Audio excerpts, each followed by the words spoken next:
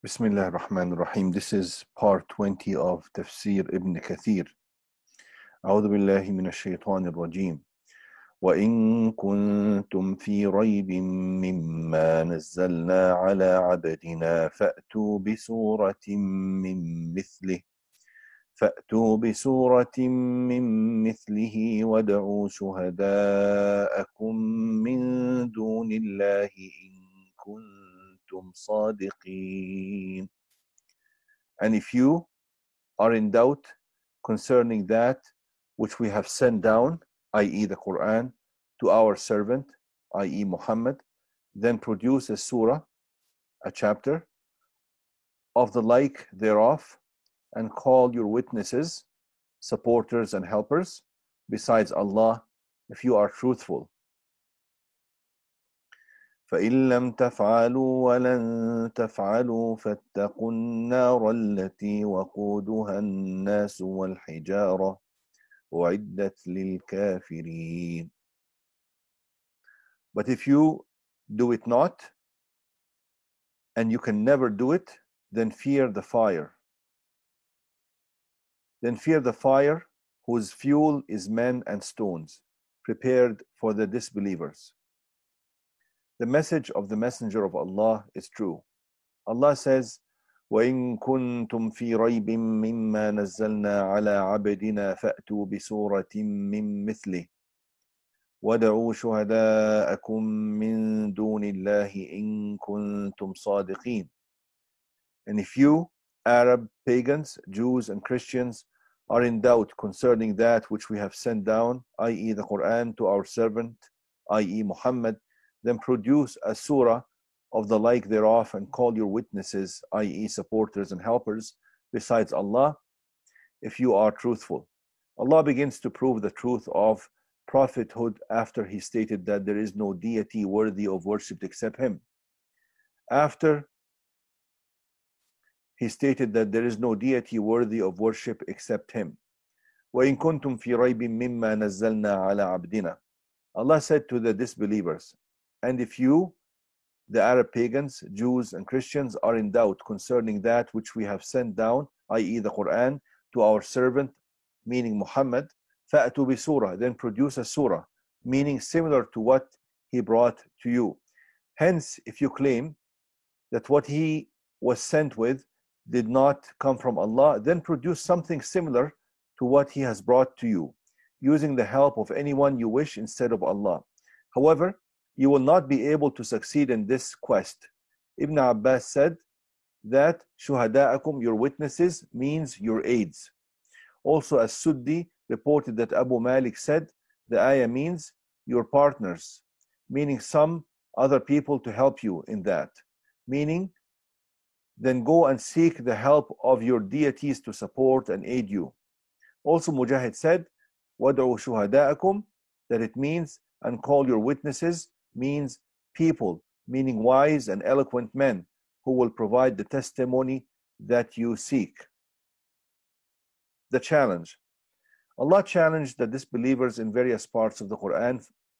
For instance, Allah said in Surah Al-Qasas, قُلْ فَأْتُوا بِكِتَابٍ مِّنْ عِنْدِ اللَّهِ هُوَ أَهْدَى مِنْهُ مَا أَتَّبِعْهُ إِن كُنتُمْ صَادِقِينَ.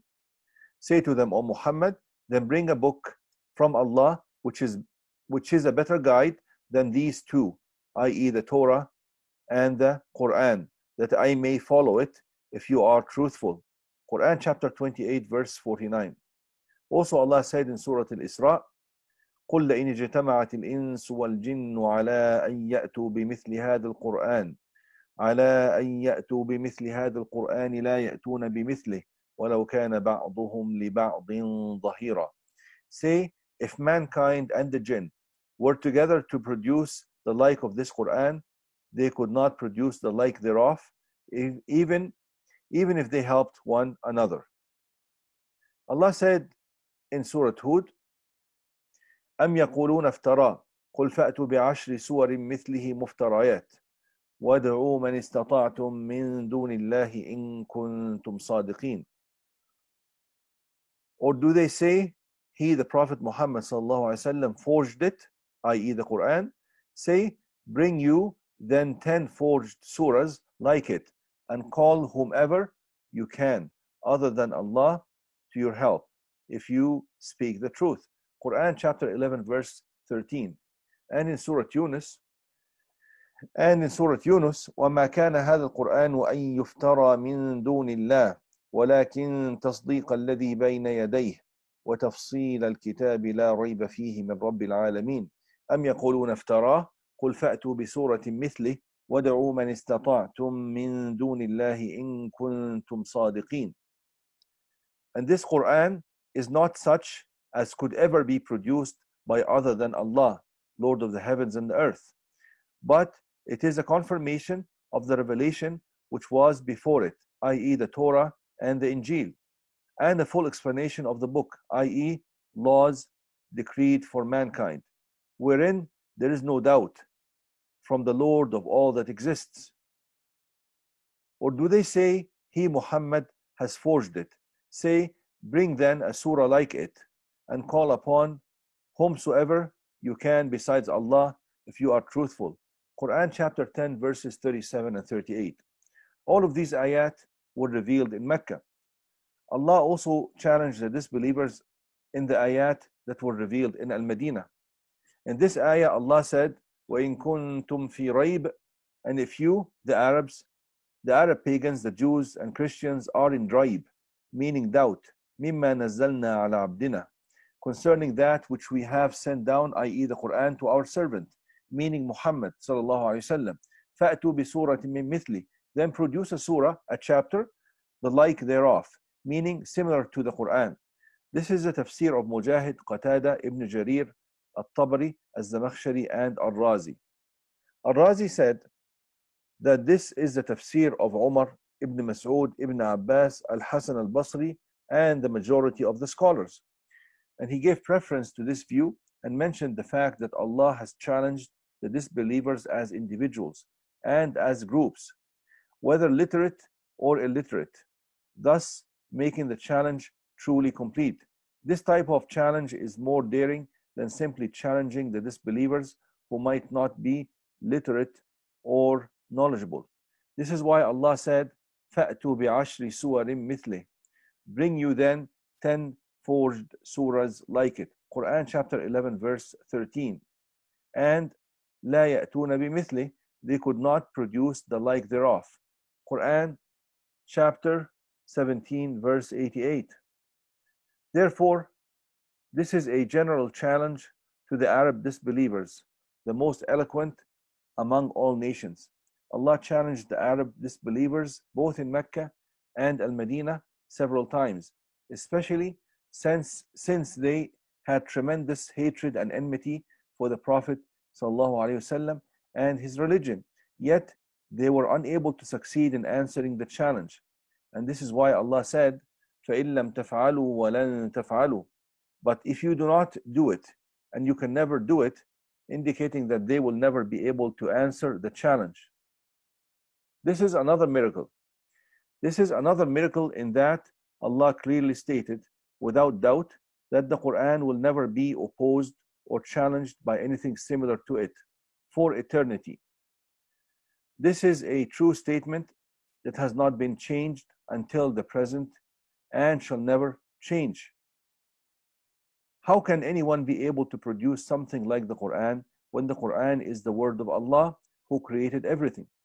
How can the words of the created ever be similar to the words of the Creator? Examples of the miracle of the Quran. Whoever reads through the Quran will realize that it contains various levels of superiority through both the apparent and hidden meanings. Through both the apparent and hidden meanings that it mentioned. Allah said, Alif Lam Ra, كتاب أحكمت آياته ثم فصلت من لدن حكيم خبير. Alif Lam Ra. This is a book, the verses whereof are perfect in every sphere of knowledge, etc. And then explained in detail from one. And then explained in detail from Allah, who is wise and well acquainted with all things. Quran chapter 11 verse 1. So the expressions in the Quran are perfect and its meanings are explained. Further, every word and meaning in the Quran is eloquent and cannot be surpassed. The Quran also mentioned the stories of the people of the past, and these accounts and stories occurred exactly as the Quran stated. And these accounts and stories occurred exactly as the Quran stated. Also, the Quran commanded every type of righteousness and forbade every type of evil, just as Allah said, وَتَمَّتْ كَلِمَةُ رَبِّكَ صِدْقًا وَعَدْلًا. And the word of your Lord has been fulfilled in truth and in justice. Quran chapter 6, verse 115. Meaning, true in the stories it narrates and just in its laws. The Quran is true, just, and full of guidance. It does not contain exaggerations, lies, or falsehood, unlike Arabic and other types of poems that contained lies. These poems conform with the popular statement, quote, the most eloquent speech is the one that contains the most lies. The most eloquent speech is the one that contains the most lies, end quote. Sometimes one would find a long poem that mainly contains descriptions of women, horses, or alcohol, or the poem might contain praise or the description of a certain person, horse, camel, war, incident, fear, lion, or other types of items and objects. Such praise or descriptions do not bring any benefit except shed light on the poet's ability to clearly and eloquently describe these items. Yet, one will only be able to find one or two sentences in many long poems that elaborate on the main theme of the poem, while the rest of the poem contains insignificant descriptions and repetitions.